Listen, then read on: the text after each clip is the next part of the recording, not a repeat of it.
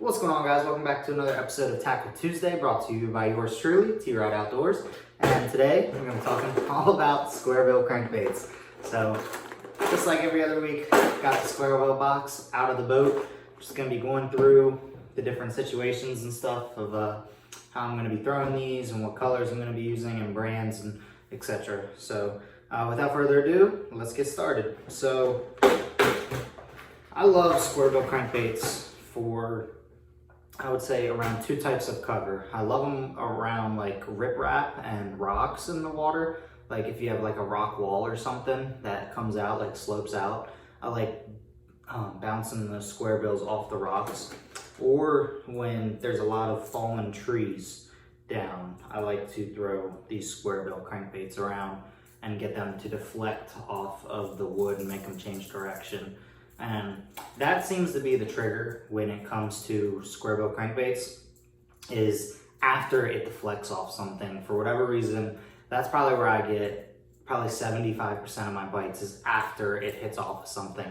And then the other 25% is when I'm just steady retrieving it. So let's talk about the two types of brands that I have in here. Let's see. So to start, we have the a Strike King square bill crankbait. I forget what exactly they call it, but nevertheless, I have the Strike King version of it. I think this is a 1.5. This is a red craw, black back, red craw, and I'm sure you guys have heard this before, but it's very it's more efficient if you have an oval split ring on the front of your square bill crankbaits, or any types of crankbaits for that matter, because then your line can't get like twisted up in the O-ring. It's better to have an oval, that way you always know you're pulling at the right oval diameter. But I hope that makes sense. Tackle Junkie, he has a lot of good videos about the differences and goes a lot more in depth than what I could about oval versus circular split rings. So, but I really like using the oval. I noticed a difference, so I kept it with oval on just about every type of crankbait that I have. I have an oval split ring on it. And the Strike Kings, most of them will come with the oval. And then the other brand that I have in here is, of course, the Googan Squad. What do they call their square bills? They call them bangers. So I have a mini banger here. And this is Sriracha Craw.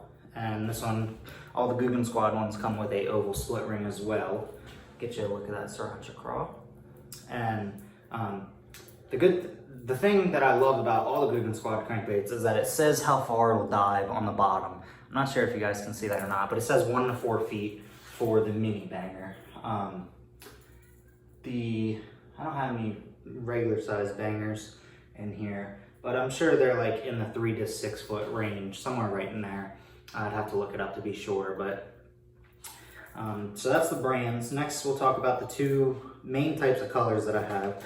So I have 3 colors of 3 red crankbaits, red square bill crankbaits in here. Then I have, I would say, 3 Sexy Shad with a blue back.